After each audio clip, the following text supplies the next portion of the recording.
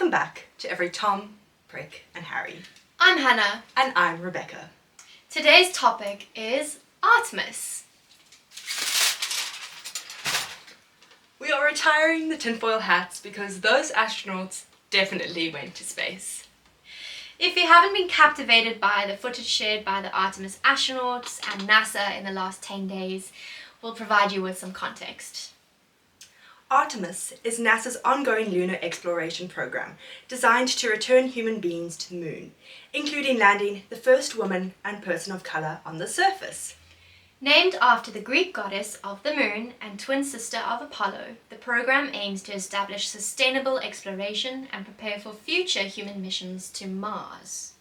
Key aspects of the Artemis program include: their goal is to establish a long-term human presence on the moon and explore the lunar South Pole, a region never visited by humans before. The mission structure. So Artemis I was uncrewed and they successfully flew in 2022. Uncrewed. Mm-hmm. Artemis II was the crewed lunar flyby, which was completed this month in April 2026. And then there's Artemis III, which is slated to be the first crewed landing mission. In terms of technology, the Space Launch System, or SLS rocket, and the Orion spacecraft were used to transport the astronauts into deep space. So the Artemis II mission crew, which completed a historic 10-day lunar flyby, consisted of 4 astronauts. It was Commander Reed Wiseman, pilot Victor Glover, and mission specialists Christina Hammock-Cook and Jeremy Hansen.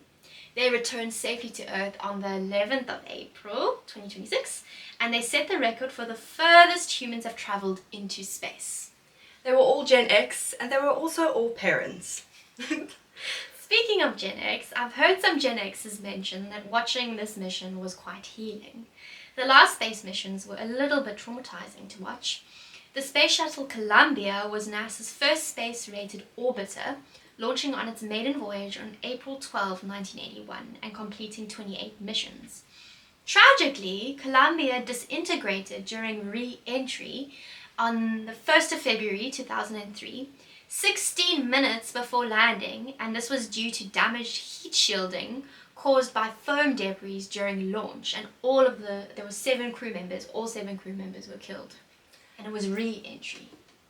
The Gen X children also watched the following tragic story unfold. In January 1986, a school teacher was selected from, it was over 11,000 applicants, to fly on the Space Shuttle Challenger, and she intended to actually teach lessons from orbit, but she also died along with all the crew 73 seconds after takeoff, and all the children... Becky, all the children and the teachers watched this happen on live TV. Shame. That's so traumatic. No, shame. No, and then they all just went back to class afterwards. Come on, guys, you've got to write your test. Yeah, our parents spoke about it. Imagine. I would be traumatized. Yeah, so they watched that happen. So seeing a successful mission was quite healing for a lot of people that saw what happened. I think we can move on from the tragic space stories and focus on the more positive ones, like this one. Artemis. Yeah, there was a lot of very special things that were included in this mission.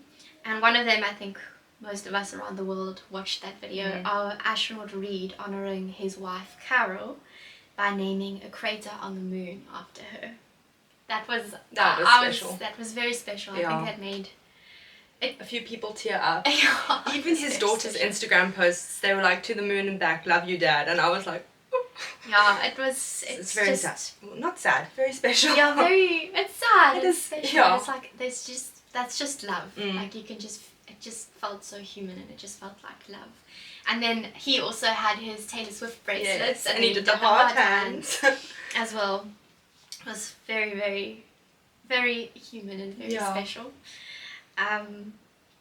What else? The photographs, Oh, yes. those were also taken on an iPhone 17 Pro Max, which I think that's really good marketing on Apple's side. Good marketing move. Their photos were incredible. The other fun thing that was, they actually posted it on Instagram, I think the playlist is also on Spotify, but they had a wake up they woke up every day to a playlist that the astronauts and their family members chose together. And I think some of the songs that they included had Pink Pony Club, Under Pressure, what was it? Run to the Water. Yeah.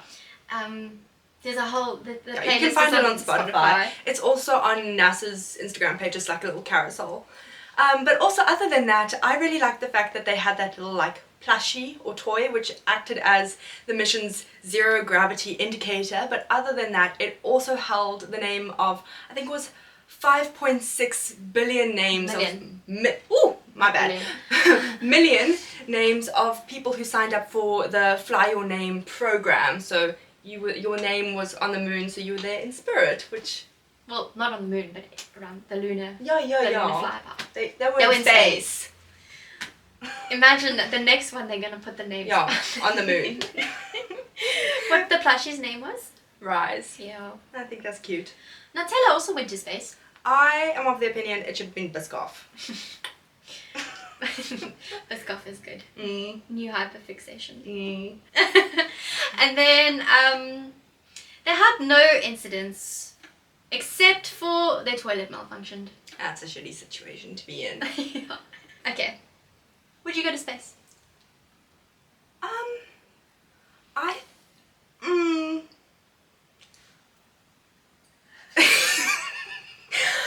I think I would go to space if I was guaranteed that I wasn't going to blow up 73 seconds later. Also, space and the ocean kind of freak me out just a little bit. Like, there's so much space and there's so much water, and it makes me feel like an ant. Or even smaller, actually. It's a very... Yeah, it's like... It's an existential thing. Makes me feel a bit very small. Yeah. But and there's so much that's still unknown. Exactly. And the universe is unending. Yeah, those people are very brave. Not me. Yeah, the universe in general is unending. No. And there's wormholes and maybe parallel universes. Yeah, and think about us. We are in one little galactic arm of the galaxy that we're in, and we're just in the one galactic arm. I know. And the Milky Way is just the other section of the galaxy arm that we are looking up at. Yeah. We're just in one arm of our galaxy. And then the next galaxy, the closest one, is called Andromeda or Andromeda. I'm not sure. And it's just unending. I know. Sorry to freak you out. out. I know. Sorry to freak you out, but humans are amazing because we've at least gone into... Well, we've done the lunar flyby. Crazy, eh? Insane. Crazy. So you wouldn't go to space? Feet on the ground. Feet on the ground. I'd prefer but that. Head in the stars. Feet on the ground, but head in the stars. Yeah, absolutely. Yeah. I got freaked out when it's called the 3 or the 7 sisters. Which one is the stars? With Orion's belt is the 3. Yes. And then that one. You can tell north. Yes. You got freaked out by that. Oh. Because there's the 3 Orion's belt, and then there's the other 3. There's just so much and then you cut through it, and you can actually tell where north is. I know.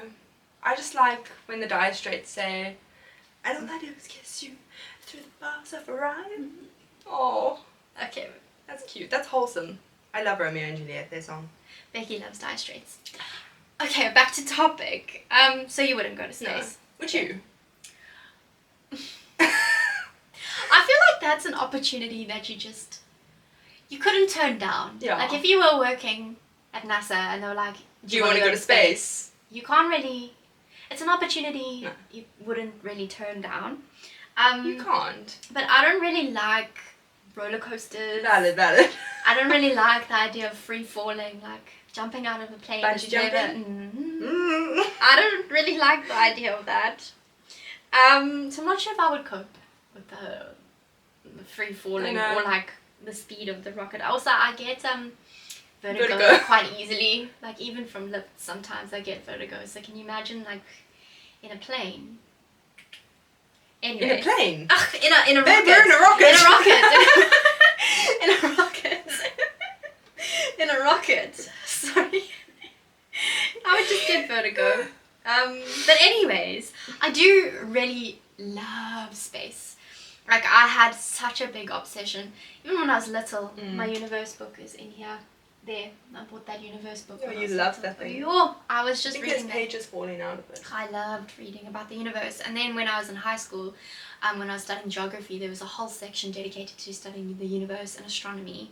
And I was obsessed with that. Like I was obsessed with studying astronomy. And then I was like, that's all I want to be. And then I even actually applied to study astrophysics at WITS. And I got in to study astrophysics.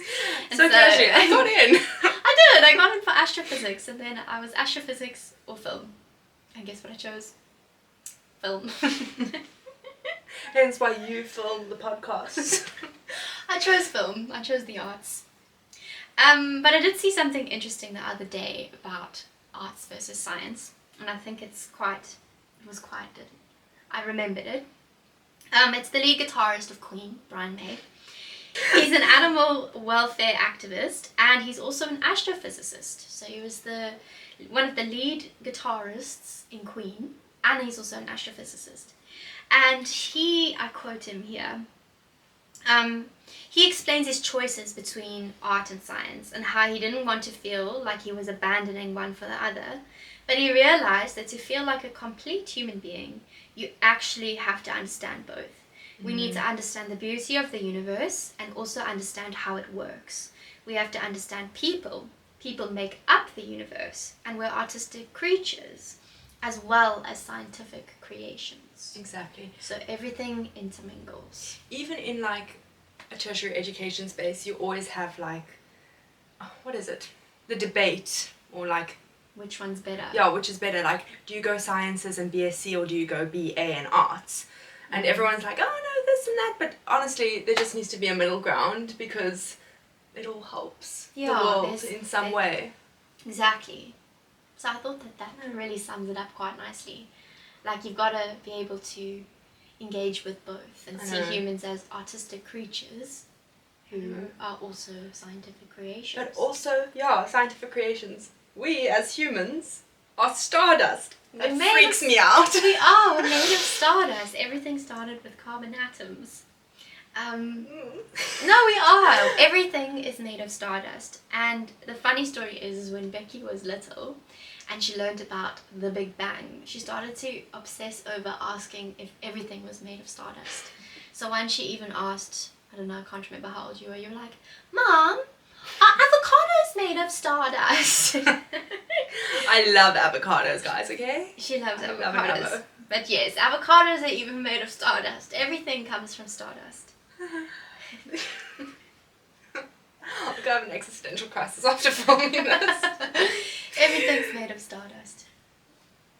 I think that we need to go and watch all of our space movies again. I agree. Like Interstellar, Christopher Nolan, the cinematography of it is so beautiful, but it also all that time, it's so tragic because there's all that time that's lost on Miller's planet. Oh. And the bookshelf, the connection Yes. to Murph and the bookshelf, and how they're able to communicate with each other. We love Interstellar in this family, but Hannah loves space, so I actually got her this for Christmas. For our Spotify listeners, it's a crystal ball. It's a crystal with ball. A Saturn. It's of a gold. It's Saturn, and then there's a little girl. She's walking along the ring of Saturn. And I was like, oh, Hannah would love this, so I got it for her for Christmas. I love She it. did pick it out. I was like, Becky, I really love this. Wink. I love it, but I agree, we should watch Interstellar again. You know what we should also watch again? Yes. The Buddies movies, the one where they went to space. The 5 Labrador dogs. Yes. I also was obsessed with those movies.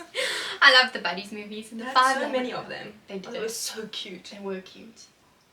We should watch those again. Do we have them on DVD? Yeah. Do we still have a DVD all of player? them. Yes. Good.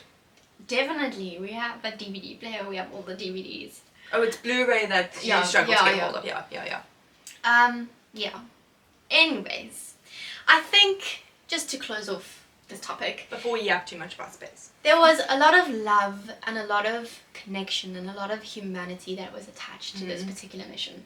Yeah, you could feel it. Yeah. Like all the images that were released, it just... Yeah, and the reflections from the astronauts, and it was just, there was a lot of humanity. Also, the one astronaut had his rescue dogs in his official NASA photograph. I saw that this afternoon and I was like, that's so cute.